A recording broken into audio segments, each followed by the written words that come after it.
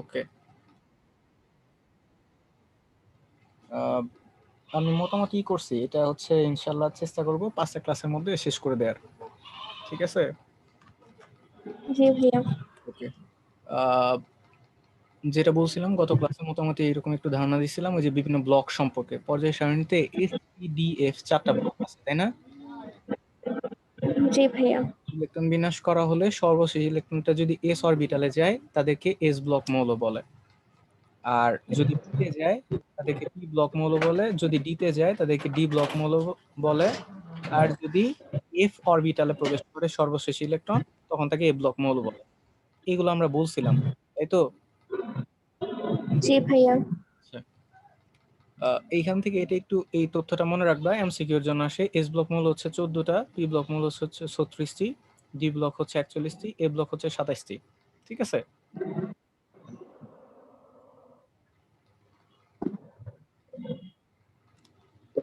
আচ্ছা, আমি এই স্লাইড সবগুলো তোমাকে দিয়ে দিব, হ্যাঁ, পিডিএফ ভার্সনটাও তোমাকে দিয়ে দিব। হ্যাঁ, আজকেরটা থেকে কালকে যেই স্লাইড থেকে পড়াইছেন ওইটা মানে বেশি ভালো ছিল মনে হচ্ছে। ওইটাই দেখাবো, হ্যাঁ, ওইটাতে যাব। বাট আমি এটা হচ্ছে আজকে যেটা করব সেটা হচ্ছে আজকে ওই পরমাণুর আকার, আয়নীকরণ শক্তি, ইলেকট্রন শক্তি, তড়িৎ ঋণাত্মকতা, যেগুলা ক্লাস 9-10 হালকা একটু পড়ে আসছো, হ্যাঁ, ওইগুলো একটু রিভাইজ দিব। এই যে আজকের যে ক্লাসটা করব এই ক্লাসের সাথে এর পরের যে ক্লাস ওই ক্লাসের আবার মিল থাকবে। ঠিক আছে। জি ভাইয়া। ওকে, আর এই যে যে স্লাইডটা দেখতেছো এটারও একদম ক্লিয়ার পিকচার তোমাকে আমি পিডিএফ আকারে দিয়ে দিব, হ্যাঁ। এখান থেকে মানে কি কি পড়তে হবে, যেগুলা তুমি নিজে পড়লে পারবা সেগুলো একটু দেখাই দিচ্ছি জাস্ট। এই ছকটা একটু পড়বা, ঠিক আছে। বিভিন্ন গ্রুপ মৌলের বৈশিষ্ট্য, মানে এস ব্লক মৌলগুলোর বৈশিষ্ট্য কেমন হবে, পি ব্লক মৌলগুলোর বৈশিষ্ট্য কেমন হবে, ডি ব্লক মৌলগুলোর বৈশিষ্ট্য কেমন হবে, এ ব্লক মৌলগুলোর বৈশিষ্ট্য কেমন হবে। গত ক্লাসে যদিও আমি হচ্ছে এই ডি ব্লক মৌলের যে বৈশিষ্ট্যগুলো আছে সেগুলো একটু ব্যাখ্যা করছিলাম, তাই না? জি ভাইয়া। এগুলা হালকা একটু পড়ে নিবা, জাস্ট এগুলা এমসিকিউ এর জন্য, জাস্ট একটু ধারণা নেয়া। ঠিক আছে। জি ভাইয়া। ওকে, আচ্ছা, আজকের যে টপিকটা সেটা হচ্ছে পরমাণুর আকার। পরমাণুর আকার নিয়ে কি ধারণা আছে?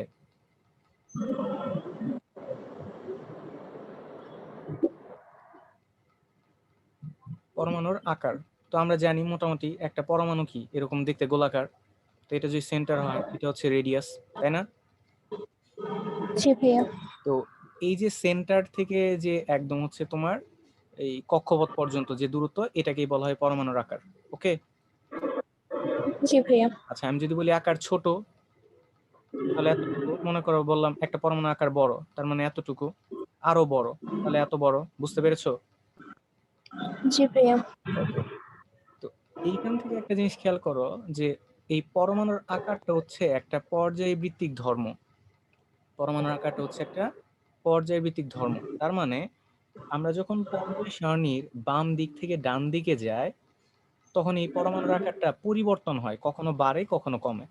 আবার পর্যায় সারণীতে যে গ্রুপগুলো আছে উপর থেকে নিচের দিকে যদি যাওয়া হয় তখন হচ্ছে এর আকারটা কখনো বাড়ে কখনো কমে। বুঝতে পারছি? জি ভাইয়া। এইখান থেকে যেটা মনে রাখতে হবে যে পর্যায় সারণীর বাম থেকে ডান দিকে গেলে পরমাণুর আকারটা কমে বা হচ্ছে হ্রাস পায়, কমে বা হ্রাস পায়, এটা মাথায় রাখতে হবে। তাহলে পর্যায় সারণীর বাম থেকে ডানে গেলে পরমাণুর আকার কি হয়? হ্রাস পায়। হ্যাঁ। আর ওপর থেকে নিচে গেলে, ওপর থেকে নিচে গেলে বৃদ্ধি পায়, হ্রাস পায় আর একটা বৃদ্ধি পায়। সো এই দুইটা জিনিস মাথায় রাখতে হবে যে পর্যায় সারণীর বাম থেকে ডান দিকে গেলে, বাম থেকে ডান দিকে যাওয়া কি বুঝতে পারছো? জি ভাইয়া। টেবিলটা এরকম হয়, তাহলে তুমি বাম থেকে ডান দিকে যদি যাও, এই বাম থেকে ডান দিকে যত যাবা তাহলে পরমাণুর আকার কি হবে? হ্রাস পাবে। আর ওপর থেকে যদি নিচের দিকে আসো তাহলে হচ্ছে পরমাণুর আকার বৃদ্ধি পাবে। বুঝতে পেরেছো? জি ভাইয়া। আচ্ছা, এখন একটু সারা বলো তো, একটা পর্যায় সারণীর বাম থেকে তুমি যত ডান দিকে যাবা তাহলে পরমাণুর আকারটা হ্রাস কেন পাবে?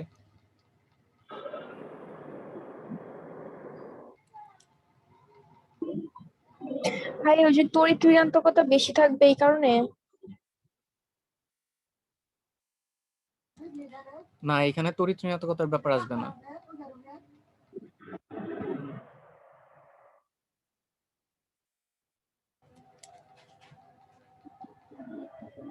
আচ্ছা, পিরিয়ডিক টেবিলের ধরো পিরিয়ডিক টেবিলে যদি করো, মনে করো বোরন। বোরনের পারমাণবিক সংখ্যা কত বলো তো? 5। কার্বন কত? 6। নাইট্রোজেন 7। অক্সিজেন 8। ফ্লোরিন 9। ঠিক আছে? জি ভাইয়া। আচ্ছা, আবার যদি নিচের দিকে আসো, তাহলে হচ্ছে তোমার নাইট্রোজেনের নিচে আছে কি? ফসফরাস, সেটা হচ্ছে 15। এখানে আছে সালফার 16, ক্লোরিন 17। ঠিক আছে? জি ভাইয়া। আচ্ছা, এখন একটা জিনিস খেয়াল করো, বাম থেকে ডানে যদি যাই, খেয়াল করো তো, এই যে বোরন থেকে ফ্লোরিনের দিকে যদি আমি যাই, বাম থেকে ডান দিকে, তাহলে কি হয়? বাম থেকে ডান দিকে যদি যাওয়া হয়, একটা করে কি প্রোটন সংখ্যা বৃদ্ধি পায় না? হ্যাঁ পাই। আচ্ছা, প্রোটন সংখ্যা বৃদ্ধি পায়, কিন্তু দেখো তো এদের কি কোনো শক্তি স্তর বৃদ্ধি পায়? বোরনের যদি ইলেকট্রন বিন্যাস করো কি হবে? 2 3 ইলেকট্রন বিন্যাস। কার্বনের করলে কি হবে? 2 4। নাইট্রোজেনের করলে কি হবে? 2 5। অক্সিজেনের করলে কি হবে? 2 6। ফ্লোরিনের করলে কি হবে? 2 7। বুঝতে পারছো? জি ভাইয়া। আচ্ছা, তাহলে একটু খেয়াল করো তো, এদের প্রত্যেকের কি 2টা করে শক্তি স্তর না? হ্যাঁ। একটা 2টা, তাই না? প্রত্যেকেরই 2টা করে শক্তি স্তর। কিন্তু বোরন থেকে কার্বনে কি একটা প্রোটন সংখ্যা বেশি না? জি ভাইয়া। আচ্ছা, তাহলে আমি যত বাম থেকে ডান দিকে যাব, তাহলে বোরন থেকে কার্বনে একটা প্রোটন সংখ্যা বেশি, কার্বন থেকে নাইট্রোজেনে আরেকটা প্রোটন সংখ্যা বেশি, নাইট্রোজেন থেকে অক্সিজেনে আরেকটা প্রোটন সংখ্যা বেশি। তার মানে কি প্রোটন সংখ্যা, অর্থাৎ কেন্দ্রে প্রোটন সংখ্যা কি বৃদ্ধি পাচ্ছে না বাম থেকে ডানে গেলে? হ্যাঁ পাচ্ছে। কিন্তু শক্তি স্তর কি বৃদ্ধি পাচ্ছে? না। না। এই জন্য বাম থেকে যত ডান দিকে যাবা, তাহলে এই কেন্দ্রে প্রোটন সংখ্যা বৃদ্ধি পাওয়ায়, প্রোটন তো হচ্ছে পজিটিভ, আর ইলেকট্রন গুলা তো থাকে কোথায়? এই যে কক্ষপথে থাকে। সো এই ইলেকট্রন গুলা বেশি পরিমাণে প্রোটন দিয়ে আকৃষ্ট হয়। সো যখন এইদিকে আকৃষ্ট হবে, তখন যত বাম থেকে ডানে যাওয়া যাবে, আকারগুলো আস্তে আস্তে ছোট হয়ে আসবে। বুঝতে পেরেছো? জি ভাইয়া। তাহলে কি বললাম একটু বলো তো, যে বাম থেকে ডান দিকে গেলে পরমাণু আকার হ্রাস পায় কেন? ভাইয়া কেন্দ্রে হচ্ছে পরমাণুর চাপ বৃদ্ধি হতে থাকে। প্রোটন সংখ্যা বৃদ্ধি পায় কেন্দ্রে। জি ভাইয়া, আর আকার তো এটা সেমই থাকে। আহ, মানে কক্ষপথ বৃদ্ধি পায় না। হ্যাঁ, আকার তো হ্রাস পাবে। বাম থেকে ডান দিকে গেলে প্রোটন সংখ্যা বৃদ্ধি পায়, কিন্তু কক্ষপথ বৃদ্ধি পায় না। তো প্রোটন সংখ্যা যদি বেড়ে যায়, তাহলে কেন্দ্রে যদি প্রোটন সংখ্যা বেশি থাকে, তাহলে ইলেকট্রনকে অনেক জোরে আকৃষ্ট করবে। আর আকৃষ্ট করলে তখন হচ্ছে এই যে ইলেকট্রন গুলা, এগুলা হচ্ছে কেন্দ্রের দিকে একটু চলে আসবে। চলে আসলে আকারটা একটু হ্রাস পেয়ে যাবে। বুঝতে পেরেছো? জি ভাইয়া।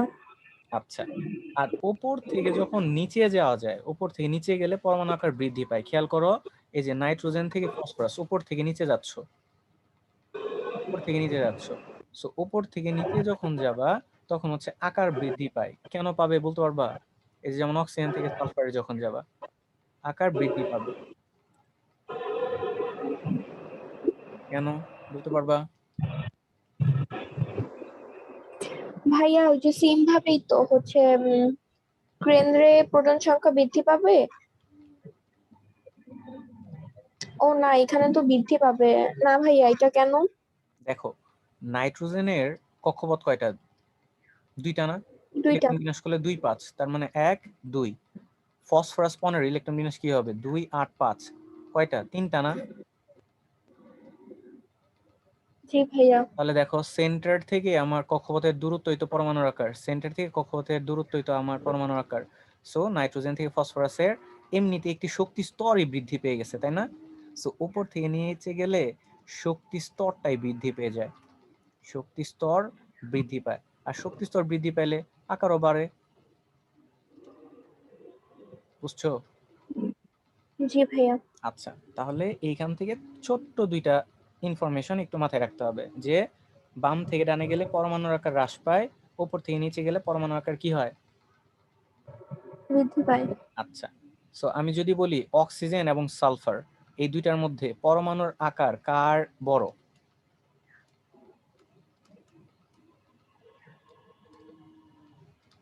বড় কার?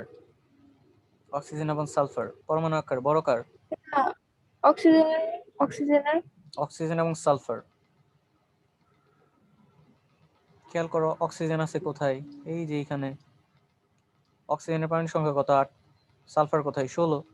অক্সিজেন আছে, অক্সিজেনের নিচে হচ্ছে সালফার, সো উপর থেকে নিচে না? জি ভাইয়া। তাহলে উপর থেকে নিচে গেলে কি হয়? পরমাণু আকার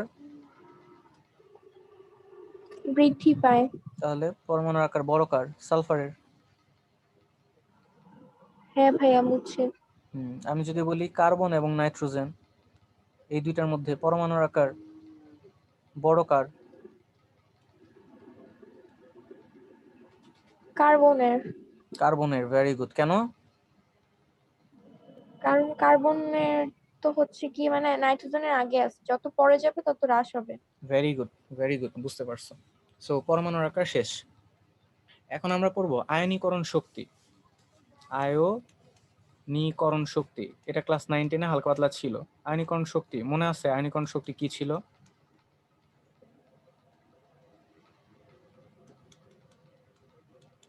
ভাইয়া ছিল তো ওই যে মানে এইচ প্লাস আয়ন গুলো ছিল না? উম, আচ্ছা, আমি একটু মনে করাই দিচ্ছি। দেখো, আয়নীকরণ শক্তি ইংলিশে বলে আয়োনাইজেশন এনার্জি। আয়নীকরণ শক্তি বা আয়োনাইজেশন এনার্জি নাম থেকেই কিন্তু বোঝা যায় আয়নীকরণ শক্তি মানে আয়নে পরিণত করতে যে পরিমাণ শক্তি প্রয়োজন। ঠিক আছে? তো আয়নীকরণ শক্তি এটা হচ্ছে সাধারণত ধাতুর ক্ষেত্রে দেখা যায়। আয়নীকরণ শক্তি এই ধর্মটা কার দেখা যায়? ধাতুর ধাতুর ক্ষেত্রে দেখা ক্ষেত্রে। যায়। জি। ধাতুগুলোর ক্ষেত্রে কি হয়? যেমন একটা মনে করো সোডিয়াম। সোডিয়াম ধাতু, এর ইলেকট্রন বিন্যাস যদি করো কি হয় বলো তো?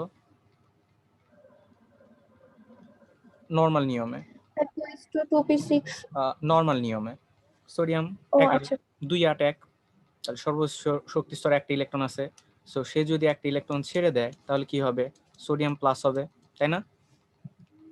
জি ভাইয়া। তাহলে এই যে সোডিয়াম ধাতুকে আমি যে এই যে ধনাত্মক আয়নে পরিণত করলাম, তাহলে এই ধনাত্মক আয়নে পরিণত করতে আমার যে পরিমাণ শক্তি প্রয়োজন সেটা হচ্ছে আয়নীকরণ শক্তি। বুঝতে পারছো? জি ভাইয়া। আচ্ছা, তো এইটাকে একটু সুন্দর করে মানে ডেফিনিশনটা দেয়, সেটা হচ্ছে যে এখানে কয়েকটা কথা আছে যে তুমি ইচ্ছা করলে এইখান থেকে এই যে সর্বস্থ শক্তি স্তর থেকে ইলেকট্রনকে সরাই ফেলতে পারবা না। সেটার জন্য তোমার একটা অবস্থা তৈরি করতে হবে, সেটার জন্য তাপ দিতে হবে। ঠিক আছে? আর তাপ দিয়ে এইটাকে গ্যাসীয় অবস্থায় নিতে হবে। হ্যাঁ, কঠিন অবস্থায় কি কোনো ধাতু থেকে কি ইলেকট্রন যাবে?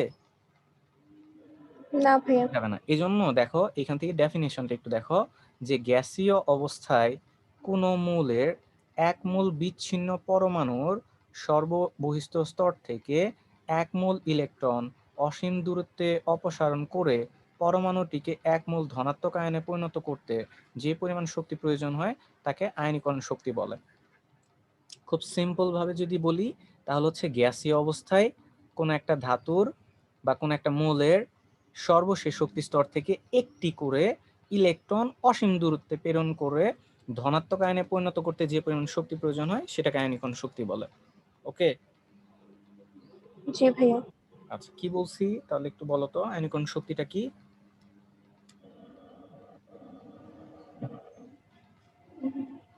ভাইয়া ওই যে মানে সোডিয়াম থেকে হচ্ছে একটা ইলেকট্রন অপসারণ করার জন্য যে শক্তিটা প্রয়োজন হয় ভাইয়া, সেটাই হচ্ছে আয়নীকরণ শক্তি। ভেরি গুড, এটা তো একটা এক্সাম্পল দিছি। সো সোডিয়ামের জায়গায় তুমি কি বলবা? একটা মৌল বলবা, যে কোন মৌলের সর্ববহিস্থ শক্তি স্তর থেকে একটি করে ইলেকট্রন অসীম দূরত্বে প্রেরণ করে ধনাত্মক আয়নে পরিণত করতে যে পরিমাণ শক্তি প্রয়োজন হয় সেটাকে আয়নীকরণ শক্তি বলে। ওকে? জি ভাইয়া। যেমন একটা এক্সাম্পল বলি, যেমন সোডিয়ামের ক্ষেত্রেই। সোডিয়ামের সর্বস্তর শক্তি স্তর থেকে একটি ইলেকট্রন সরিয়ে সোডিয়াম প্লাস তৈরি করতে যে পরিমাণ শক্তি প্রয়োজন সেটা হচ্ছে সোডিয়ামের প্রথম আয়নীকরণ শক্তি। বুঝতে পেরেছো? জি ভাইয়া। যেমন একটু খেয়াল করো, ম্যাগনেসিয়ামের পারমাণবিক সংখ্যা কত? 12। ইলেকট্রন বিন্যাস করলে কি হবে? 282। বুঝতে পেরেছো? জি ভাইয়া। তো প্রথমে আমি কি করলাম, এটা সবসময় মাথায় রাখবে, আয়নীকরণ শক্তি সবসময় কি হয়, একটি করে ইলেকট্রন সরাইতে হবে। সো ম্যাগনেসিয়ামের বহিঃস্তর থেকে একটা ইলেকট্রন সরাইলাম, সরাইলে কি হবে বলতো? Magnesium plus ion. পাস হয়ে যাবে। Very good, magnesium plus ion. তাহলে এই যে ম্যাগনেসিয়ামের বহিঃস্তর থেকে একটি ইলেকট্রন সরিয়ে ম্যাগনেসিয়াম প্লাস করতে যে পরিমাণ শক্তি প্রয়োজন হবে সেটা হচ্ছে ম্যাগনেসিয়ামের প্রথম আয়নীকরণ শক্তি। বুঝছো? জি ভাইয়া। আচ্ছা, আবার খেয়াল করো, এই যে ম্যাগনেসিয়াম প্লাস থেকে আরেকটা ইলেকট্রন যদি সরাইলে কি হবে? ম্যাগনেসিয়াম 2+ হবে না?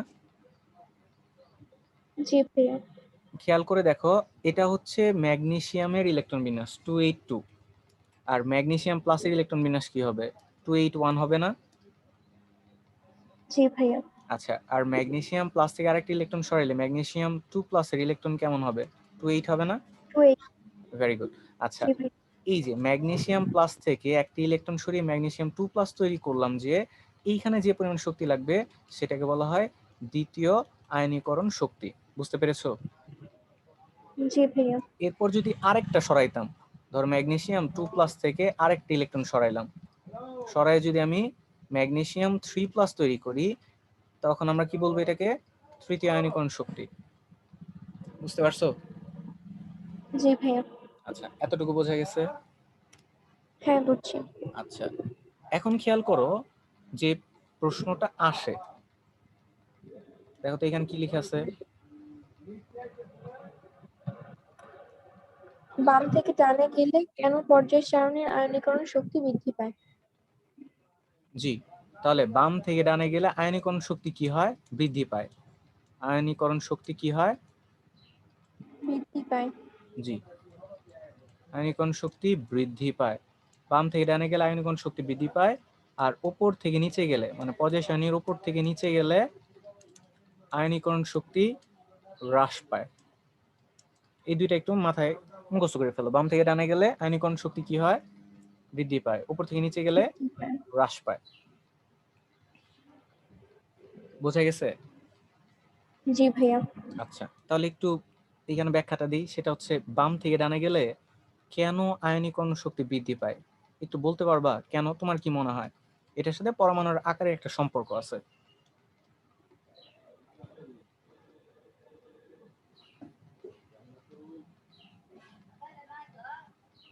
না ভাইয়া আপনি বলেন।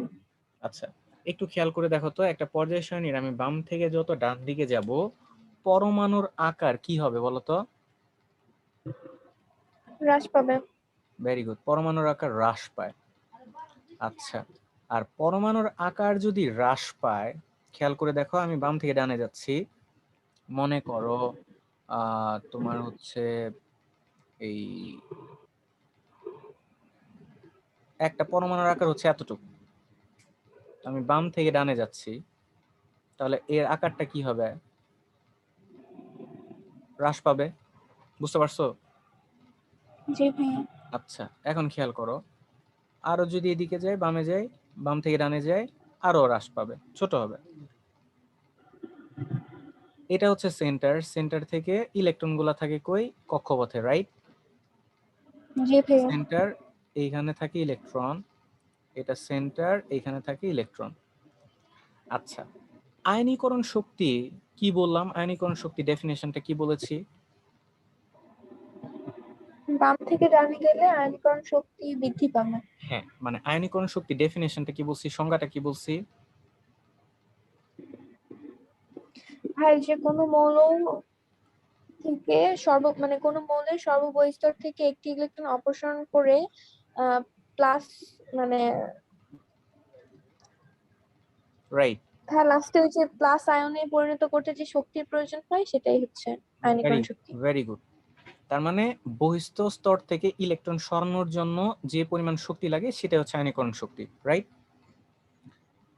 এখন জি খেয়াল ভাইয়া। করো তো, আমি যত বাম থেকে ডান দিকে যাচ্ছি আমার পরমাণুর আকার যেহেতু হ্রাস পাচ্ছে, তাহলে এই কেন্দ্র কর্তৃক যে আমার ইলেকট্রনটা আছে, কেন্দ্র মানে ভেতরে তো প্রোটন থাকে, কেন্দ্রে প্রোটন থাকে, এই প্রোটন কর্তৃক ইলেকট্রনের প্রতি আকর্ষণটা 1 2 3 1 নম্বরে বেশি হবে নাকি 3 নম্বরে বেশি হবে বলো তো? ভাই কোশ্চেনটা বুঝি নাই, কি বললেন? খেয়াল করো, আমি যদি এই বাম থেকে ডান দিকে যাই, বাম থেকে ডানে যাচ্ছি, সেক্ষেত্রে এই যে কেন্দ্র মানে কেন্দ্রে তো প্রোটন থাকে, এই প্রোটন কর্তৃক ইলেকট্রনের প্রতি যে আকর্ষণ, মানে প্রোটন ইলেকট্রনকে বেশি আকর্ষণ করবে কোথায়, 1 নম্বরে নাকি 3 নম্বরে? প্রোটন ইলেকট্রনকে বেশি আকর্ষণ করবে কোথায়? 3 নম্বরে। 3 নম্বরে। কেন? কারণ এটার আকারটা ছোট, ইলেকট্রনগুলা প্রোটনের কাছে আছে, তাই এখানে আকর্ষণটা কি বেশি না? জি ভাইয়া। তাহলে খেয়াল করো, পরমাণুর আকার যেহেতু হ্রাস পায়, বাম থেকে ডানে গেলে পরমাণু আকার হ্রাস পায়, ফলে প্রোটন প্রোটন ইলেকট্রনকে আকর্ষণ করে কি বেশি না? জি ভাইয়া। আকৃষ্ট করে রাখে বেশি, আকর্ষণ করে বেশি। এখন এইদিকে আসো, যে আয়নীকরণ শক্তি ডেফিনেশনটা কি? যে বহিস্থ মানে বহিস্থ শক্তি স্তর থেকে ইলেকট্রন সরানোর জন্য যে শক্তিটা লাগে, রাইট? জি ভাইয়া। আচ্ছা, এখন খেয়াল করো তো, 1 নম্বরে আকর্ষণ কম, আকর্ষণ কম, 3 নম্বরে আকর্ষণ বেশি। এখন আমার তো ইলেকট্রন সরাইতে হবে এই বাইরের কক্ষপথ থেকে, তাহলে ইলেকট্রন সরানো কষ্ট কোথায় বেশি হবে, যেখানে আকর্ষণ বেশি সেইখানে নাকি যেখানে আকর্ষণ কম সেইখানে? যেখানে আকর্ষণ বেশি। রাইট। সো এই 3 নম্বরে যেহেতু আকর্ষণটা বেশি, তাই এইখান থেকে ইলেকট্রন সরানোর জন্য আমার শক্তিও লাগবে বেশি। বুঝছো এটা? জি ভাইয়া। শক্তি বেশি লাগবে।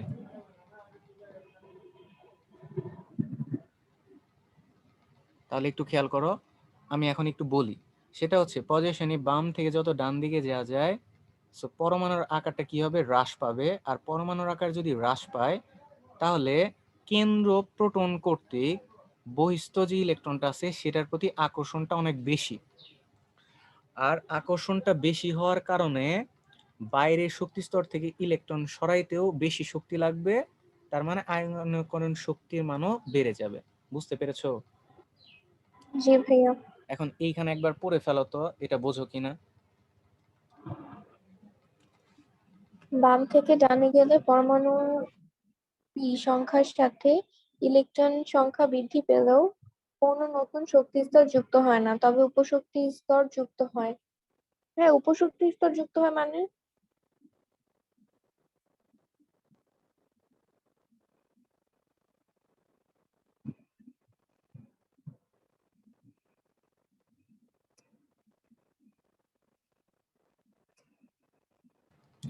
হ্যাঁ, সারা বুঝছো?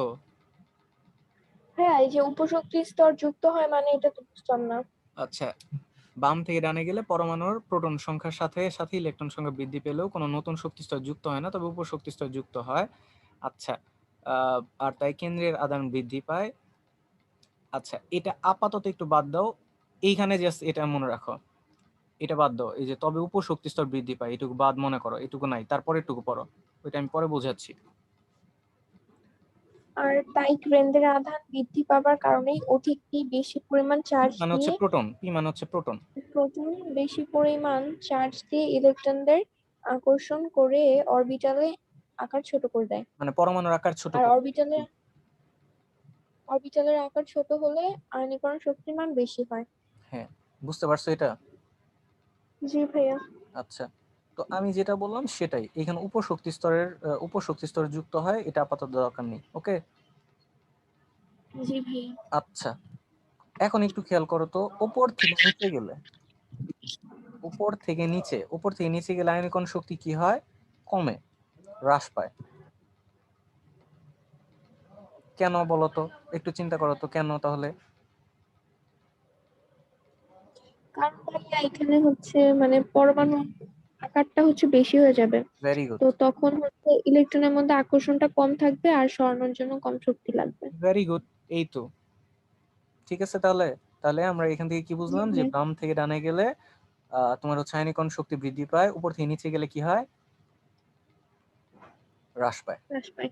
আচ্ছা, এইখানে ছোট্ট একটা সূত্র দিয়ে মনে রাখা, এটা খুব ইজি, একটু বলে দেই। তোমার এটা মনে আছে যে কুলম্বের সূত্রটা মনে আছে, যে F equals to q G one q ভাইয়া। Two by r square. তো এইখান থেকে আমরা এটা লিখতে পারি না, F is proportional to 1 by r square, জি ভাইয়া। যেখানে আর হচ্ছে ওই যে রেডিয়াস বা পরমাণুর আকার, ঠিক আছে। তো জি যেহেতু ভাইয়া। এখানে ইলেকট্রন প্রোটন আছে, সো এখানে আসলে কুলম্বের সূত্রটা প্রযোজ্য হয়। তার মানে এইখানে এই সূত্রটা দিয়েও ব্যাখ্যা দেওয়া যায়। সূত্রটা মনে রাখলে এটা মনে রাখা খুব ইজি হয়, আমি একটু বলে দিচ্ছি।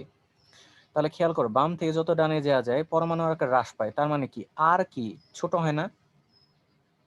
জি ভাইয়া। আর ছোট হলে এই ফর্মুলা অনুযায়ী, যেহেতু ব্যস্তানুপাতিক, একটা বাড়লে আরেকটা কমবে, একটা কমলে আরেকটা বাড়বে, সো আর কমলে এফ কি বৃদ্ধি পেয়ে যায় না। জি ভাইয়া। এই যে এফ বৃদ্ধি পাওয়া মানে হচ্ছে এই যে প্রোটন কর্তৃক ইলেকট্রনের আকর্ষণ বল বৃদ্ধি পেয়ে যায়, এফ মানে হচ্ছে আকর্ষণ বল। সো আকার যখন হ্রাস পায়, আর যখন হ্রাস পেয়ে যায়, এফ তখন বেড়ে যায়, মানে আকর্ষণ বল বেড়ে যায়। আর আকর্ষণ বেড়ে গেলে ওইখান থেকে ইলেকট্রন সরানোর জন্য শক্তিও বেশি লাগে। বুঝতে পেরেছো? জি ভাইয়া। সিমিলারলি ওপর থেকে নিচে গেলে পরমাণুর আকার কি হয়, বাড়ে, তার মানে আর বেড়ে যায়। আর বেড়ে গেলে এফ কমে যায়, আর এফ কমে যাওয়া মানে হচ্ছে আকর্ষণ বল কমে যায়। তার মানে প্রোটন কর্তৃক ইলেকট্রনের প্রতি যে আকর্ষণ বল সেটা কমে যায়, ফলে ইলেকট্রন সরানোটা ইজি হয়, শক্তি কম লাগে, এই জন্য আয়নীকরণ শক্তির মান কম। বুঝতে পেরেছো? জি ভাইয়া। ওকে, আচ্ছা, এইখান থেকে এই প্রশ্নটা ধরে নাও যে যদি এইচএসসি পরীক্ষা এই টপিক থেকে কোশ্চেন আসে, মাস্ট আসবে। আর অ্যাডমিশনে যেগুলা রিটেন আছে সেখানেও আসবে, আর যেখানে এমসিকিউ আছে সেখানে অবশ্যই আসবে। জি ভাইয়া। আচ্ছা, প্রশ্নটা হচ্ছে যে একটু খেয়াল করে দেখো, যে বোরন 5, কার্বন 6, নাইট্রোজেন 7, অক্সিজেন হচ্ছে 8, ফ্লোরিন হচ্ছে 9।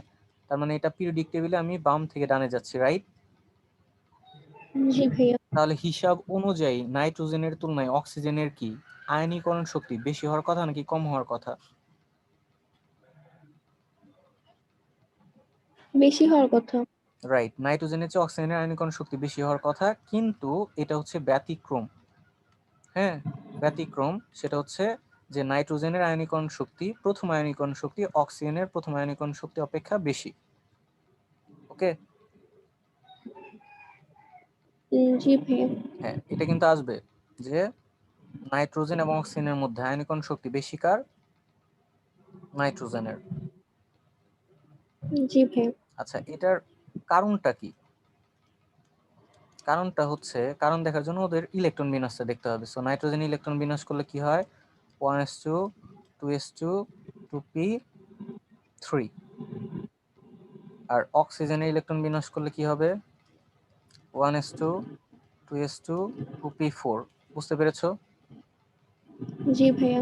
আচ্ছা, আমি এই 2p3 এটাকে যদি একটু ভেঙে লিখি, আমরা জানি পি অরবিটাল কয়টা? 6টা। 3টা। পি অরবিটাল 3টা, 6টি ইলেকট্রন থাকে, px py pz, তাই না? জি ভাইয়া। আচ্ছা, এখানে পি অরবিটালে কয়টা ইলেকট্রন আছে? 3টা। যখন ইলেকট্রনগুলো যায় তখন প্রথমে একটা করে ইলেকট্রন যায়। সো px একটা যাবে, py একটা যাবে, pz একটা যাবে। বুঝতে পেরেছো এটুকু? জি ভাইয়া। সিমিলারলি আমি যদি 2p4, এখানেও পি অরবিটাল কয়টা? আমরা জানি 3টা, px py pz। সারা কি এগুলা জানো না? মোটামুটি ধারণা আছে না px py pz? হ্যাঁ ভাইয়া, এটা জানি।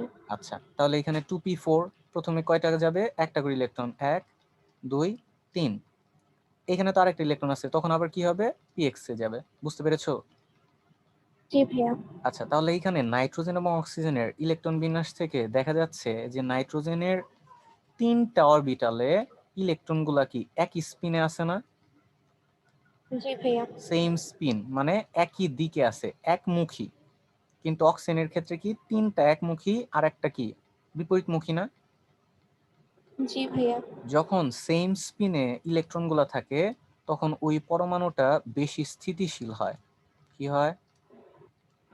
বেশি স্থিতিশীল। জি। সো অক্সিজেনের তুলনায় নাইট্রোজেনের স্থিতিশীলতা বেশি। বুঝতে পেরেছো? জি ভাইয়া। আচ্ছা, এখন কথা হচ্ছে এই যে আয়নীকরণ শক্তি, সো আমি যদি নাইট্রোজেন থেকে একটা ইলেকট্রন সরাইয়া নাইট্রোজেন প্লাস করতে চাই, অক্সিজেন থেকে একটা ইলেকট্রন সরাইয়া অক্সিজেন প্লাস করতে চাই, তার মানে হচ্ছে এক কথায় মানে আয়নে পরিণত করতে চাই, অর্থাৎ বহিঃস্তর থেকে একটা ইলেকট্রন সরাইতে চাই। যেহেতু নাইট্রোজেনের স্থিতিশীলতা বেশি, তাই এইখান থেকে ইলেকট্রন সরানোটা কঠিন, তার মানে এখানে শক্তি লাগে বেশি। কিন্তু অক্সিজেনের স্থিতিশীলতা নাইট্রোজেনের তুলনায় কম হয়, এইখান থেকে ইলেকট্রন সরানোটা একটু তুলনামূলক সহজ, মানে আয়নীকরণ শক্তি বা শক্তি লাগে কম। দ্যাটস আয়নীকরণ শক্তির মান কম নাইট্রোজেনের বেশি, কারণ স্থিতিশীলতা বেশি। বুঝছো কি? জি ভাইয়া। আচ্ছা, এইখানে একটু পড়ে ফেলো তো কি লিখছে। এই যে এখানে দেখো তো বোঝা যায় কিনা। এখানে নাইট্রোজেনের বাইরের শক্তি স্তরে তিনটি সমশক্তি সম্পন্ন বিশিষ্ট ইলেকট্রনের সুষমভাবে বিন্যস্ত হয়ে ইলেকট্রন ঘনত্ব রচনা করে অর্ধপূর্ণ অবস্থায় বিরাজমান থাকায় এন বেশি স্থিতিশীল। তবে অক্সিজেন না অর্ধপূর্ণ না পরিপূর্ণ, তাই সর্ববহিঃস্থ শক্তি স্তরে বিবেচনায়। আর হ্যাঁ, তাই এটা হ্যাঁ, এইভাবে না লিখে নর্মাল ভাবে কথা লিখতে হবে না? এখানে তো অনেক মানে একটু ঠিক আছে। অন্যরকম এইখানে ভাবে লিখছে। হ্যাঁ, এইখানে ওনার ভাষা মানে এটা যে লিখছে, ওর হচ্ছে আমার স্টুডেন্টই লিখছে, যাই হোক ও হচ্ছে একটু সাহিত্যিক টাইপের। সো হচ্ছে বইয়ের ভাষাগুলা ব্যবহার করছে। তুমি নিজের ভাষায় লিখতে পারবা না? জি ভাইয়া। আমি একটু বলে দেই, দেখো কথাগুলো বোঝা যায় কিনা। যে নাইট্রোজেনের ইলেকট্রন বিন্যাস থেকে দেখা যায় নাইট্রোজেনের 3টি অরবিটালে একইমুখী ইলেকট্রন আছে, যার ফলে নাইট্রোজেন অধিক স্থিতিশীল অক্সিজেনের তুলনায়। তাই নাইট্রোজেন থেকে ইলেকট্রন সরানোর জন্য বেশি পরিমাণ শক্তি লাগে অক্সিজেনের তুলনায়। এজন্য অক্সিজেনের তুলনায় নাইট্রোজেনের প্রথম আয়নীকরণ শক্তির মান বেশি। বুঝতে পেরেছো? জি ভাইয়া। আচ্ছা, তাহলে একটু খেয়াল করো। এইখানে আরেকটা ব্যতিক্রম আছে, সেটা হচ্ছে এই যে বোরন এবং বেরিলিয়াম। বোরনের হচ্ছে 5 আর বেরিলিয়ামের হচ্ছে 4। বেরিলিয়াম হচ্ছে 4, বোরন হচ্ছে 5। তাহলে হিসাব অনুযায়ী কার বেশি হওয়ার কথা বলো তো? বাম থেকে ডান দিকে, তাহলে বেশি হওয়ার কথা বোরনের না? কিন্তু হিসাব অনুযায়ী বোরনের আয়নীকরণ শক্তির মান বেশি হওয়ার কথা, কিন্তু বেরিলিয়ামের জি ভাইয়া। প্রথম আয়নীকরণ শক্তির মান বেশি। কথা হচ্ছে কেন? এই দুইটা প্রশ্ন আসে। কেন তাহলে বলো তো? ওই একই কারণে, যে স্থিতিশীলতার কারণে। হ্যাঁ, একটু খেয়াল করে দেখো, এই যে বেরিলিয়ামের সর্বশেষ শক্তি স্তর হচ্ছে 2s2। 2s2 এস অরবিটাল একটা, দুইটা ইলেকট্রন থাকে একই স্পিনে। একই স্পিন না, মানে 2s2 মানে এস অরবিটালটা পূর্ণ আছে। কিন্তু বোরনের ক্ষেত্রে ইলেকট্রন বিন্যাস দেখো, বোরনের ক্ষেত্রে কি হবে? 1s2 2s2 2p1, right? জি ভাইয়া। 2p1। আর পিতে অরবিটাল কয়টা? তিনটা, px py pz। এখানে একটা ইলেকট্রন থাকে। সো স্থিতিশীল খুব বেশি হয় কখন জানো? যখন অরবিটালগুলো অর্ধপূর্ণ বা পূর্ণ থাকে। অরবিটালগুলো যখন অর্ধপূর্ণ বা পূর্ণ থাকে তখন হচ্ছে তারা বেশি স্থিতিশীল হয়। তাহলে অরবিটাল কখন বেশি স্থিতিশীল হয় বা পরমাণু কখন বেশি স্থিতিশীল হয়? যখন অর্ধপূর্ণ বা পূর্ণ থাকে, থাকবে। রাইট। সো বেরিলিয়ামের ক্ষেত্রে দেখো এস অরবিটালটা পূর্ণ আছে, এই যে দুইটা ইলেকট্রন দিয়ে, প্রতিটা অরবিটাল দুইটা ইলেকট্রন ধারণ করতে পারে। সো বেরিলিয়ামের ক্ষেত্রে দুইটা ইলেকট্রন দিয়ে অরবিটালগুলো পূর্ণ আছে। কিন্তু বোরনের ক্ষেত্রে অরবিটালগুলো অর্ধপূর্ণ নয়, পূর্ণ নয়। দ্যাটস ওয়াই স্থিতিশীলতা বেশি কোথায়? বেরিলিয়ামে। আর এইখান জি থেকে ভাইয়া। স্থিতিশীল জায়গা থেকে ইলেকট্রন সরানোর জন্য শক্তি বেশি লাগে। এই জন্য বেরিলিয়ামের প্রথম আয়নীকরণ শক্তি বোরন অপেক্ষা বেশি। বুঝছো? জি ভাইয়া। দেখো লেখাটা বোঝা যায় কিনা এখানে।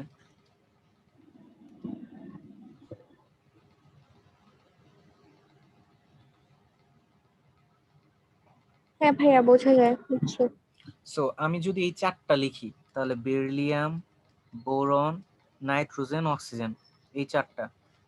তাহলে এই চারটার মধ্যে যদি বলি আয়নীকরণ শক্তি কম থেকে বেশি সাজাও, তাহলে কিভাবে সাজাবা? প্রথমে কি হবে? কম থেকে বেশি? হ্যাঁ,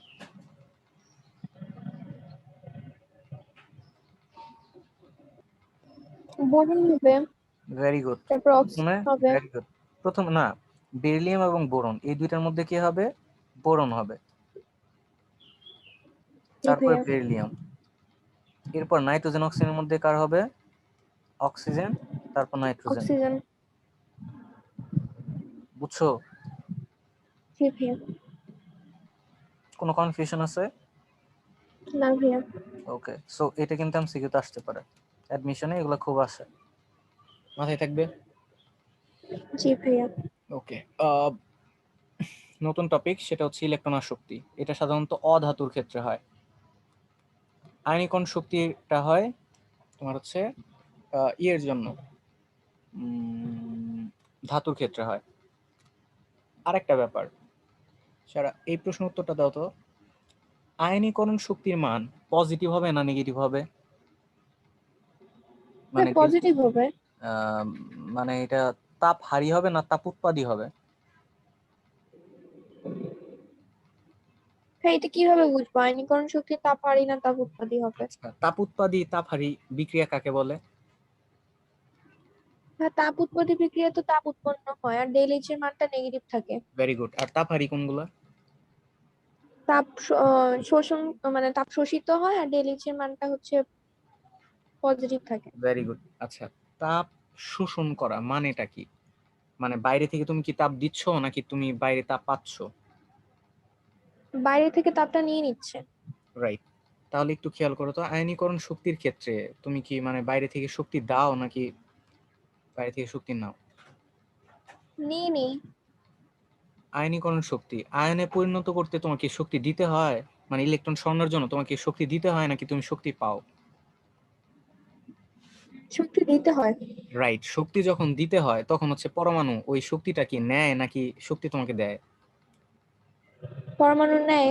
রাইট, শক্তি নিলে মানে হচ্ছে কি শোষণ করা। জি ভাইয়া।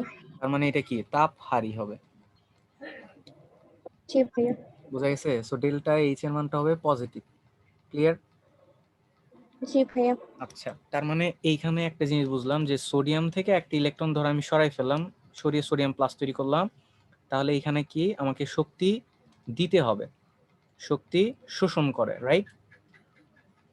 জি ভাইয়া। ওকে, তাহলে উল্টা ঘটনাটা যদি হয়, মনে করো সোডিয়াম প্লাস একটা ইলেকট্রন গ্রহণ করলো, গ্রহণ করে সোডিয়াম হলো, তখন শক্তি কি হবে?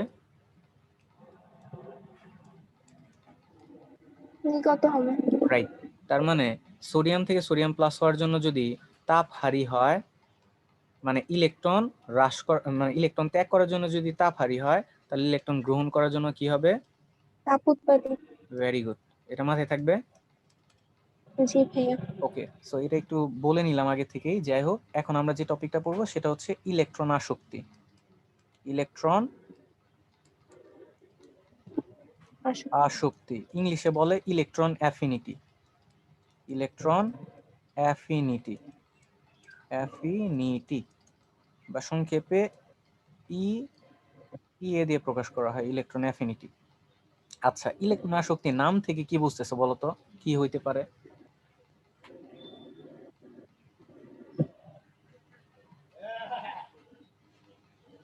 কি হবে ভাইয়া? একটু গেস করো, মানে সেন্স কি বলে ইলেকট্রন আসক্তি? মানে ইলেকট্রনের আকর্ষণ বিকর্ষণ, মানে কতটুকু আকর্ষণ করতেছে এরকম কিছু। রাইট, ইলেকট্রনের প্রতি আকর্ষণ, এটি হচ্ছে ইলেকট্রন আসক্তি। ইলেকট্রনের প্রতি আসক্তি মানে ইলেকট্রন অ্যাফিনিটি, ইলেকট্রনের প্রতি যে আকর্ষণ আছে সেই আসক্তিটাই বা হচ্ছে তার প্রতি যে অ্যাট্রাকশন, সেটাই এখানে বোঝানো হয়েছে। তাহলে একটু খেয়াল করো, ইলেকট্রন আসক্তি জিনিস হচ্ছে আয়নীকরণ শক্তির উল্টা জিনিস। আয়নীকরণ শক্তিতে আমরা কি করতাম, বাইরের শক্তি স্তর থেকে ইলেকট্রনকে অসীম দূরত্বে পাঠিয়ে দিতাম, যার ফলে আমার বাইরে থেকে শক্তি দিতে হইতো, তাই না? জি আর ভাইয়া। ইলেকট্রন আসক্তি হচ্ছে উল্টা ঘটনা, তার মানে অসীম থেকে আমি একটা ইলেকট্রনকে বাইরের শক্তি স্তরে আনলে তখন যে পরিমাণ শক্তি নির্গত হবে সেটা হচ্ছে ইলেকট্রন আসক্তি। আয়নীকরণ শক্তিতে বহিঃস্তর থেকে ইলেকট্রন অসীমে সরাইতে আমাকে শক্তি দিতে হয়, শক্তি প্রয়োজন হয়। আর ইলেকট্রন আসক্তিতে বাইরে থেকে অসীম থেকে ইলেকট্রন এনে বাইরের শক্তি স্তরে যুক্ত করে আমি একটা ঋণাত্মক আয়নে পরিণত করব, এর ফলে আমার শক্তি নির্গত হবে। আয়নীকরণ শক্তির ক্ষেত্রে ধনাত্মক আয়ন তৈরি হয়, আয়নীকরণ শক্তির ক্ষেত্রে ধনাত্মক আয়ন তৈরি হয়, আর ইলেকট্রন শক্তির ক্ষেত্রে ঋণাত্মক আয়ন তৈরি হবে। বুঝতে পেরেছো? জি ভাইয়া। যেমন খেয়াল করো ফ্লোরিনের বহিঃস্তরে একটা ইলেকট্রন নিয়ে আসলা, নিয়ে এসে F- বা ফ্লোরাইড আয়ন তৈরি করলা, তাহলে তোমার যে পরিমাণ শক্তি নির্গত হবে সেটাকে বলা হবে ফ্লোরিনের প্রথম ইলেকট্রন আসক্তি। বুঝতে পেরেছো? জি ভাইয়া। সিমিলারলি ক্লোরিনের ক্ষেত্রে একটা ইলেকট্রন বহিঃস্তরে এনে ক্লোরাইড আয়ন তৈরি করলা, ক্লোরাইড আয়ন। এই ক্ষেত্রে যে পরিমাণ শক্তি নির্গত হবে সেটাকে বলা হবে ক্লোরিনের ইলেকট্রন আসক্তির মান। বুঝতে পেরেছো? জি ভাইয়া। তো এটাকে যদি একটু সুন্দর করে ডেফিনেশনটা দেওয়া হয়, ইলেকট্রন আনা বা নেয়ার ক্ষেত্রে, ইলেকট্রন তুমি সরাই ফেলতে চাও বা ইলেকট্রন আনতে চাও, সেক্ষেত্রে হচ্ছে গ্যাসীয় অবস্থায় দরকার পড়ে, গ্যাসে পরিণত করতে হয়। দেখো তো একটু ডেফিনেশনটা বোঝা যায় কিনা, ডেফিনেশনটা একটু পড়ে দেখো তো।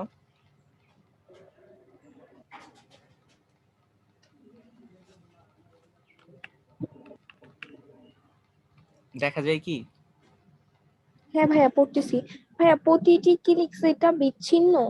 জি, প্রতিটা সেকেন্ড বিচ্ছিন্ন লাইনে। পরমাণুর, হ্যাঁ, অসীম দূরত্ব থেকে কোনো ইলেকট্রন এনে গ্যাসীয় অবস্থায় কোনো মোলের এক মোল পরমাণুর প্রতিটি বিচ্ছিন্ন পরমাণুর সর্ববহিস্থ শক্তি স্তরে এক মোল ইলেকট্রন সংযোগ করে এক মোল ঋণাত্মক আয়নে পরিণত করতে যে পরিমাণ শক্তি বিমুক্ত হয় বা নির্গত হয় বা ত্যাগ করে তাকে ওই মোলের ইলেকট্রন শক্তি বলে। বুঝছো?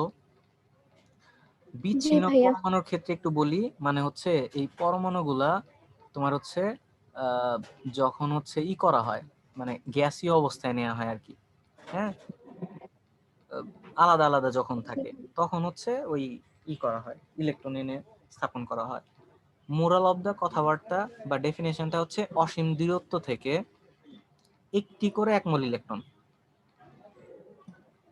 বাইরের শক্তি স্তরে এনে যুক্ত করে ঋণাত্মক আয়নে পরিণত করলে যে পরিমাণ শক্তি বিমুক্ত হয় বা নির্গত হয় সেটা হচ্ছে ইলেকট্রন শক্তি। বোঝা গেছে? জি ভাইয়া। ওকে, আগের মতো কথাবার্তা, সেটা হচ্ছে যে পর্যায় সারণীর বাম থেকে ডানে গেলে ইলেকট্রন শক্তির মান বাড়ে, উপর থেকে নিচে গেলে হ্রাস পায়। একই কথা, আয়নীকরণ শক্তিতে যেটা ছিল সেটাই এইখানেও সেম। তাহলে বাম থেকে ডানে গেলে ইলেকট্রন শক্তি কি হয়? বৃদ্ধি পায়। আর উপর থেকে নিচে গেলে, পর্যায় সারণীর উপর থেকে নিচে গেলে ইলেকট্রন শক্তির মান কি হয়?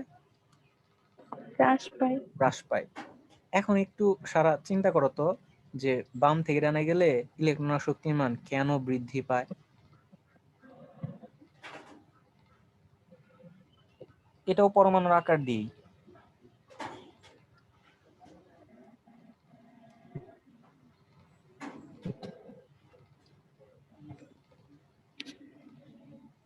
একটু চিন্তা করো তো, পারবা? ভাইয়া বাম থেকে ডানে গেলে তো হচ্ছে পরমাণুর আকারটা ছোট হয়ে যাবে, রাইট। মানে হ্রাস পাবে। হুম। তখন তো ভাই এমনিতেই মানে ইলেকট্রনের আকর্ষণটা বেশি বৃদ্ধি পাবে না? আচ্ছা, ইলেকট্রনের প্রতি আকর্ষণ বৃদ্ধি পাবে, কার বাড়বে? প্রোটনের। কার বাড়বে বলতে? মানে কে কে ইলেকট্রনকে বেশি আকর্ষণ করবে? প্রোটনের। জি ভাইয়া। রাইট। একটু খেয়াল করে দেখো, আমি হচ্ছে যত বাম থেকে ডানে যাব পরমাণুর আকারটা হ্রাস পাবে, আর পরমাণুর আকার আর যদি হ্রাস পায় তাহলে এফ আকর্ষণ বল বৃদ্ধি পাবে। তার মানে হচ্ছে, জি ভাইয়া। খেয়াল করে দেখো, আমি যত বাম থেকে ডানে যাচ্ছি আমার পরমাণুর আকার হ্রাস পাচ্ছে। সো এই প্রোটন কর্তৃক ইলেকট্রনের প্রতি আকর্ষণ বলটাও বৃদ্ধি পাবে। এখন খেয়াল করো, ইলেকট্রন আর শক্তি আমরা কি বলছি, বাইরে থেকে একটা ইলেকট্রন বহিঃস্তরে এসে যুক্ত হবে, তাই না? বাইরে থেকে একটা জি ইলেকট্রন ভাইয়া। বহিঃস্তরে এসে যুক্ত হবে। তাহলে খেয়াল করো যে আমি যদি 1 এবং এটা 2 নাম্বার বলি, 1 2 দিয়ে বলি, সহজ হবে। 1 নাম্বারের তুলনায় 2 নাম্বারে খেয়াল করে দেখো তো, 2 নাম্বারে আকার যেহেতু ছোট, বাইরে যদি কোনো একটা ইলেকট্রন আসে তাহলে সেটাকে এই প্রোটন দ্রুত কাছে টেনে নিবে না? জি ভাইয়া। 1 নাম্বারে যেহেতু আকার বড়, তার তুলনায় 2 নাম্বারে যেহেতু আকার ছোট, তাহলে বাইরে যদি আমি কোনো একটা ইলেকট্রন আনি, সেটাকে জোরে আকর্ষণ করবে কে? 1 করবে না 2 করবে? 2 করবে। রাইট, 2 যদি আকর্ষণ করে তাহলে ইলেকট্রনটা এখানে বসে যাবে, 2 নাম্বার ইয়েতে বহিঃস্তরে বসে যাবে। আর ইলেকট্রন যখনই বহিঃস্তরে বসে যাবে, যেমন ফ্লোরিনের ক্ষেত্রে বলতেছি, একটা ইলেকট্রন ধরো গ্রহণ করে ফ্লোরাইড আয়ন হয়ে গেল, আর যখনই সে আয়নে পরিণত হবে, দ্যাট মিন্স ইলেকট্রনটা যখনই সে যুক্ত হয়ে যাবে বহিঃস্তরে, তখনই তো শক্তি বিমুক্ত করবে, তাই না? জি ভাইয়া। তাহলে যে যত দ্রুত আকর্ষণ করবে, সে তত বেশি শক্তি নির্গত করবে। বুঝাইতে পারলাম? কিন্তু ভাই এখানে আকর্ষণ করতেছে বুঝলাম, কিন্তু শক্তি নির্গত করতেছে কিভাবে? রাইট, যখন ওই যে এখানে যেটা বললাম যে ইলেকট্রন যদি সরাই ফেলো তাহলে বাইরে থেকে শক্তি দিতে হয়, আর যখন ইলেকট্রন যুক্ত হবে তখন ওই যে তুমি যে পরিমাণ শক্তি দিয়ে ইলেকট্রনটাকে সরাই ফেলছো, ওই শক্তিটুকুই তো ইলেকট্রনের মধ্যে জমা হয়ে আছে। সো ইলেকট্রনটা যখন আবার যুক্ত হবে, তখন ওই পরিমাণ শক্তি সে বাইরে ছেড়ে দিবে। বুঝতে পারছো? জি ভাইয়া। ক্লিয়ার? জি ভাইয়া। তাহলে এখানে একটু পড়ে ফেলো তো, এই যে কি লিখছে। যেহেতু আমরা জানি একই পর্যায়ের বাম থেকে ডানে গেলে পরমাণুর আকার কমে, তাই আগন্তুক ইলেকট্রনকে নিউক্লিয়াসের অধিক শক্তিতে আকর্ষণ করার জন্য ইলেকট্রন আকর্ষণের মান বাড়ে। হুম, ভাই এখানে এটা কি, তাই আগন্তুক ইলেকট্রনকে নিউক্লিয়াসের অধিক আচ্ছা, শক্তিতে, লাস্ট আগন্তুক, লাইনটা একটু মানে আগন্তুক মানে যে ইলেকট্রনটা আসতেছে, হ্যাঁ, আগন্তুক, তাই যে ইলেকট্রনটা আসতেছে সেটাকে নিউক্লিয়াস অধিক শক্তিতে নিজের দিকে আকর্ষণ করে, ফলে ইলেকট্রনের শক্তির মান বেড়ে যায়। জি ভাইয়া। আচ্ছা, আর এটা একটু পড়ো যে একই গ্রুপে উপর থেকে নিচে গেলে ইলেকট্রনের শক্তির মান কমে, কেন কমে? যেহেতু একই গ্রুপের উপর থেকে নিচে গেলে পরমাণুর আকার বৃদ্ধি পায়, তাই আগন্তুক ইলেকট্রনকে নিউক্লিয়াসের কম শক্তি দ্বারা আকর্ষণ করার জন্য ইলেকট্রনের আসক্তির মান কমে। বুঝছো?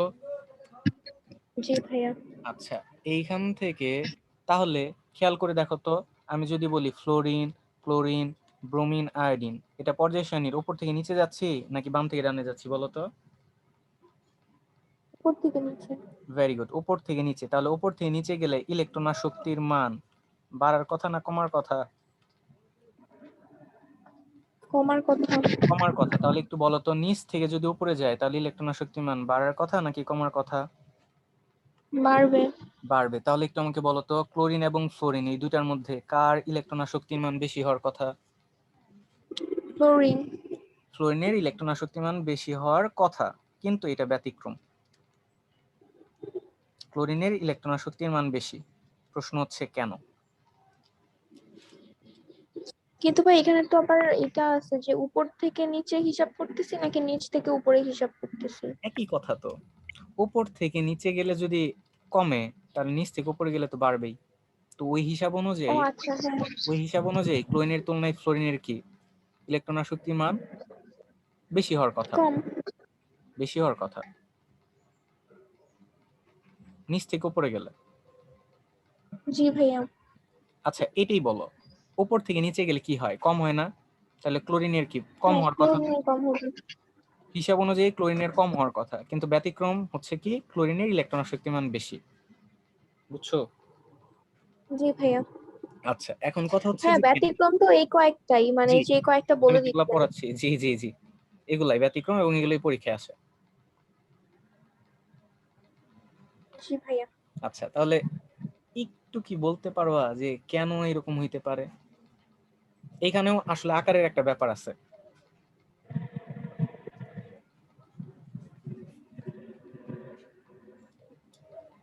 একটু চিন্তা করো তো। প্রথমে ইলেকট্রন আর শক্তির মানটা, ইলেকট্রন আর শক্তিটা কি, এটা একটু মাথায় আনো। এরপরে ভাইয়া এখানে বলতে গেলে তো ক্লোরিনের হচ্ছে আকারটা বড় হবে, আর বড় হইলে হচ্ছে প্রোটন থেকে ইলেকট্রনের হচ্ছে আকর্ষণটা কমে যাবে, তো তখন হচ্ছে ইলেকট্রন আসক্তিটা কম হবে। হ্যাঁ, কিন্তু আমি তো বলতেছি যে ক্লোরিনের বেশি। তুমি যেটা বলছো এটা ঠিক আছে, কিন্তু আমি বলতেছি ক্লোরিনের বেশি, এটাই ব্যতিক্রম। ক্লোরিনের কি আকার বেশি আছে এখানে? না না ভাইয়া, জানি না কি হবে এটা। ওকে, এটার আমি ব্যাখ্যাটা দিচ্ছি, খেয়াল করো। ক্লোরিনের যদি ইলেকট্রন বিন্যাস করো, ক্লোরিনের ইলেকট্রন বিন্যাস করলে কি হয়, 2h7। ফ্লোরিন, ফ্লোরিনের জি। কত, 7 সরি 9, ফ্লোরিনের হচ্ছে 9, সো 2 7, বুঝছো? জি ভাইয়া। একটা জিনিস খেয়াল করো, যে এই ক্লোরিনের তুলনায় ফ্লোরিনের আকারটা কি ছোট না? হ্যাঁ ছোট। আকার ছোট, আকার ছোট মানে আকারটা খুবই ছোট। এই ফ্লোরিন, ক্লোরিন, ব্রোমিন, আয়োডিন, এদের মধ্যে ফ্লোরিনের আকারটা খুবই ছোট। হ্যাঁ, খুবই ছোট। এখন খেয়াল করো, আমি যদি এইভাবে আঁকাই একটু, এই যে ফ্লোরিনের আছে 2টা শক্তি স্তর, আর ক্লোরিনের আছে কয়টা, 3টা শক্তি স্তর, রাইট? জি ভাইয়া। ইলেকট্রন আসক্তি মানে কি, বাইরে থেকে কোন একটা ইলেকট্রন এসে বহিঃস্তরে যুক্ত হওয়া না? জি ভাইয়া। এই ফ্লোরিনের আকারটা খুবই ছোট হওয়ার কারণে বাইরে যখন ইলেকট্রনটা এসে বসতে চায়, তখন এইখানে তার যে আকারটা খুবই ছোট হওয়ার কারণে, এর বাইরে কয়টা ইলেকট্রন আছে বলতো ফ্লোরিনের? 7টা। ক্লোরিনের কয়টা আছে, 7টা আছে না? জি ভাইয়া। তাহলে খেয়াল করো, বাইরে শক্তি স্তরে 7টা ইলেকট্রন আছে খুব কম জায়গায়, যেহেতু এটার আকারটা ছোট, ফ্লোরিনের আকারটা ছোট, তাই যখন এইখানে একটা ইলেকট্রন আসে, তখন এইখানে এই ইলেকট্রনটাকে তারা ওয়েলকাম না করে বরঞ্চ আরো বিকর্ষণ করে, মানে আকর্ষণ না করে উল্টা আরো বিকর্ষণ করে। যেহেতু তাদের আকারটা খুবই ছোট, ছোট জায়গায় যদি আরেকজন ইলেকট্রন আসে, তখন তো তাদের জন্য সমস্যা হয়ে যাবে। কিন্তু ক্লোরিনের ক্ষেত্রে দেখা যায় আকারটা তুলনামূলক একটু বড়। তো এইখানে যখন একটা ইলেকট্রন আসে, তখন এটা আরো আকৃষ্ট হয়। বুঝতে পারছো? সিম্পল জি একটা ভাইয়া। এক্সাম্পল দেই। আমার একটা ছোট বাসা আছে, ছোট বাসায় আমরা ধরো 10 জন লোক থাকতে পারি। এখন ওই বাসাতে যদি আমি আরেকজন লোক আসতে চায়, তখন আমি কি মানে আসতে দিব? না ভাইয়া। কিন্তু যদি এরকম হয় আমার বাসাটা হচ্ছে অনেক বড়, আমরা 10 জন লোক থাকি, আরেকজন লোক আসার মতো অবস্থা আছে, তাহলে কি আমি আসতে দিব না? জি ভাইয়া So, দিব। এইখানেও এই জিনিসটাই মাথায় রাখতে হবে, যে ফ্লোরিনের আকারটা খুবই ছোট।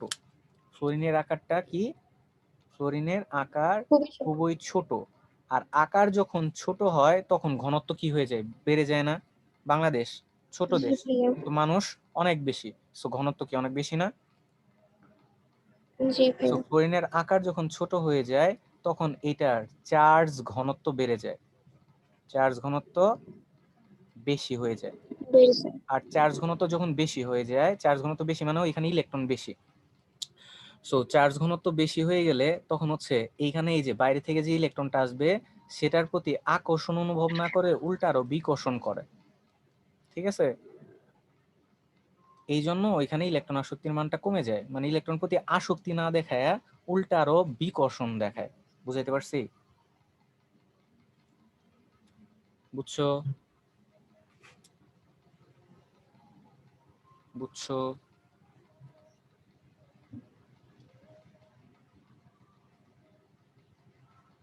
সারা বুঝতে পেরেছো?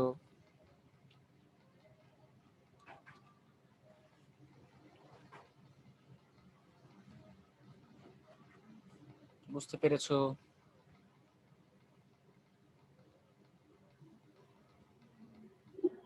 সারা বুঝতে পেরেছো? জি ভাইয়া। দেখো তো এটা, এটা বোঝা যায় কিনা, এই যে প্রশ্নটা, এটা আসবে।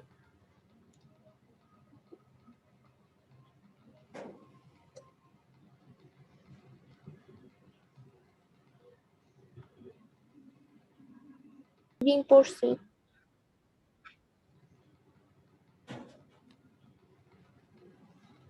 এটুকু পড়ছো নিচে? হ্যাঁ ভাইয়া, নিচের টুকুই তো বললাম। হ্যাঁ।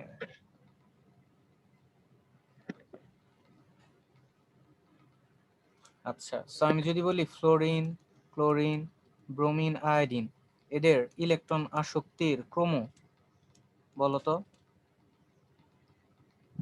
কম থেকে ইয়েতে ইলেকট্রন আসক্তির ক্রম তোমার হচ্ছে বেশি থেকে কম, বলো কি হবে? ই থেকে কম, তাহলে ভাইয়া ক্লোরিন হবে, তারপর হচ্ছে ফ্লোরিন হবে, তারপর তারপর ব্রোমিয়াম, আয়োডিন। বুঝতে পারছো? জি ভাইয়া। আচ্ছা, তাহলে এইখান থেকে এখন পর্যন্ত ব্যতিক্রম পড়লাম তিনটা জিনিস। একটা হচ্ছে আয়নীকরণ শক্তির ক্ষেত্রে কি পড়ছি, নাইট্রোজেনের অক্সিজেনের তুলনায় নাইট্রোজেনের প্রথম আয়নীকরণ শক্তি বেশি। বোরন বেরিলিয়ামের মধ্যে বেরিলিয়ামের আয়নীকরণ শক্তি বোরনের তুলনায় বেশি। আর ফ্লোরিন ক্লোরিনের মধ্যে ইলেকট্রন আসক্তির মধ্যে ক্লোরিনের ইলেকট্রন আসক্তি মান ফ্লোরিনের তুলনায় বেশি। মাথায় থাকবে। জি ভাইয়া। এগুলা কিন্তু অ্যাডমিশনে অনেক আসে, অ্যাডমিশনে এবং এইচএসসি তেও আসার সম্ভাবনা খুব বেশি। লাস্ট টপিক, তড়িৎ ঋণাত্মকতা। নাম থেকে কি বোঝা যাচ্ছে?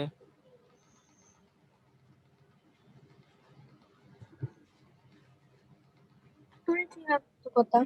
জি, নাম থেকে মানে সেন্স কি বলে, তড়িৎ ঋণাত্মকতা জিনিসটা কি?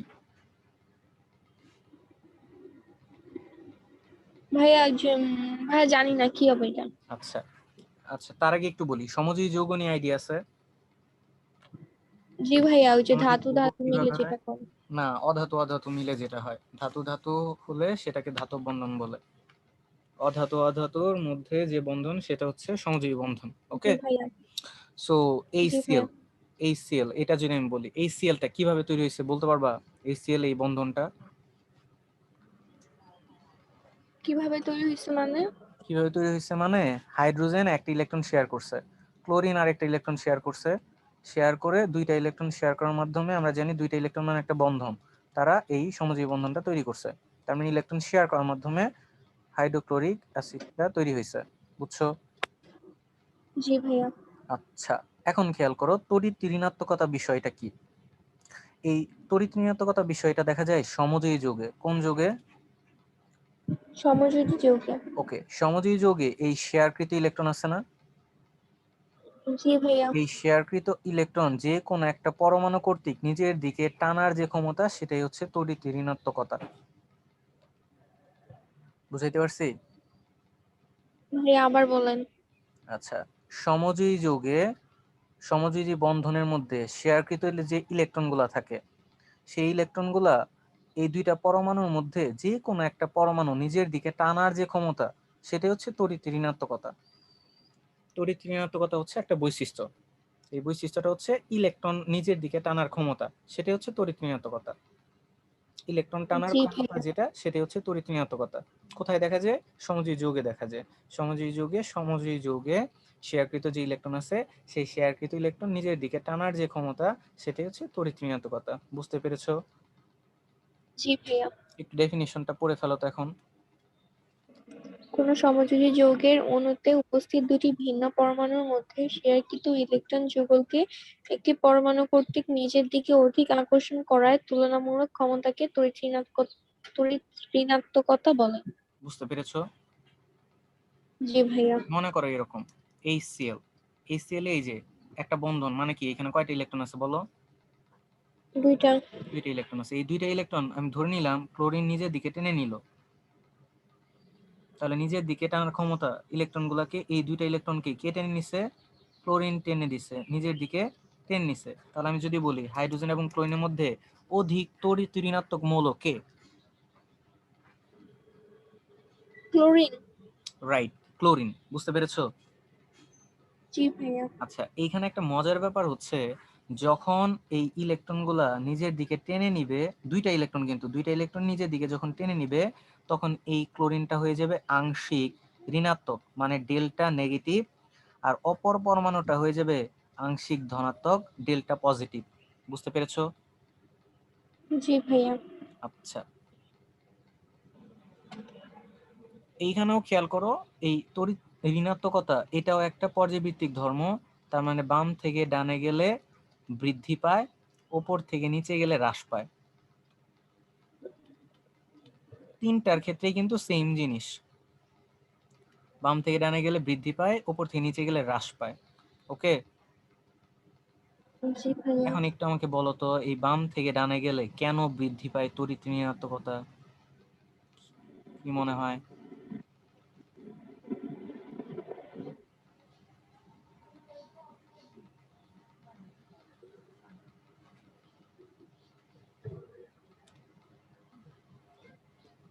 বলো। কেন হবে? একটু বলো। ওই যে পরমাণুর আকার, একটা দিয়ে সব ব্যাখ্যা দেওয়া যায়। বাম থেকে ডানে গেলে ইয়েতে আকার তো ছোট হয়ে যাবে।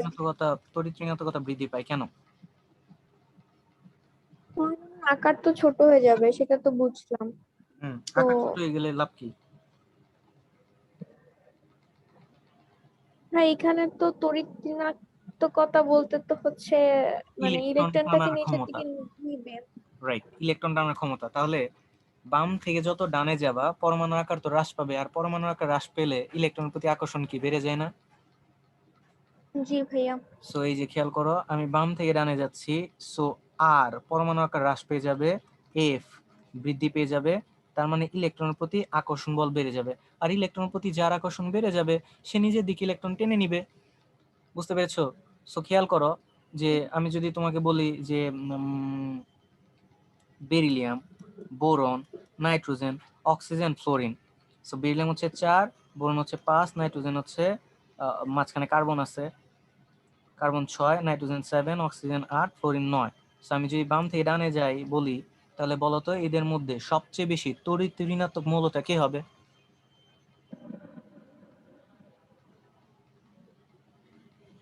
হ্যাঁ, এখানে কিভাবে বুঝবো?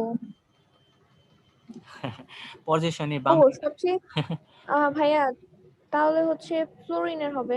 Very good. সো ফ্লোরিন হচ্ছে সবচেয়ে তড়িৎ ঋণাত্মক মৌল। বুঝতে পেরেছো? জি ভাইয়া। আচ্ছা, এবার একটু খেয়াল করো তো, দেখো তো আমি একটু লিখি। Beryllium, boron, carbon, nitrogen, oxygen, fluorine. আবার ফ্লোরিনের নিচে কি আছে? Chlorine, bromine, iodine.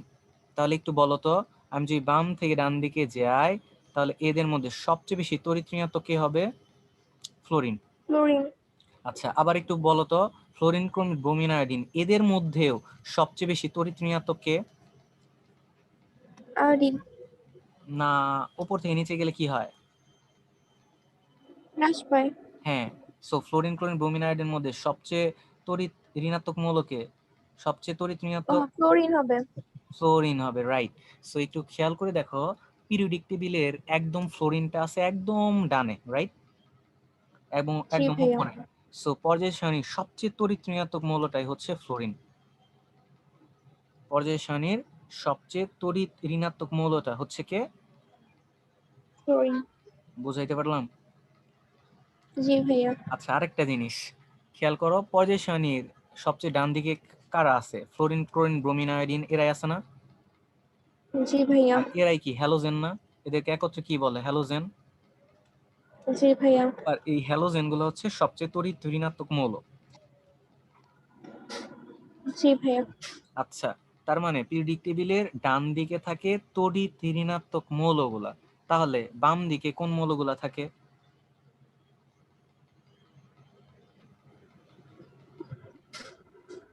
কম তড়িৎ ঋণাত্মক যেগুলা ওগুলা। জি, কম তড়িৎ ঋণাত্মক মানে হচ্ছে ধনাত্মক, তড়িৎ ধনাত্মক মৌলগুলা।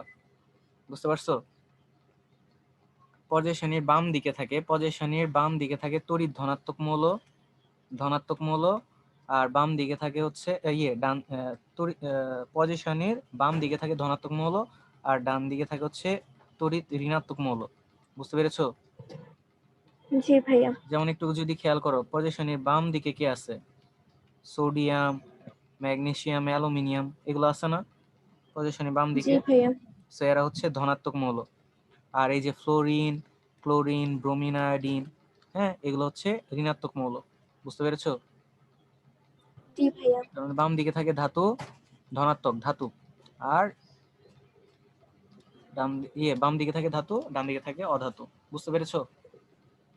জি ভাইয়া। ওকে। সো এইখান থেকে এই চারটা মুখস্থ করবা, মুখস্থ।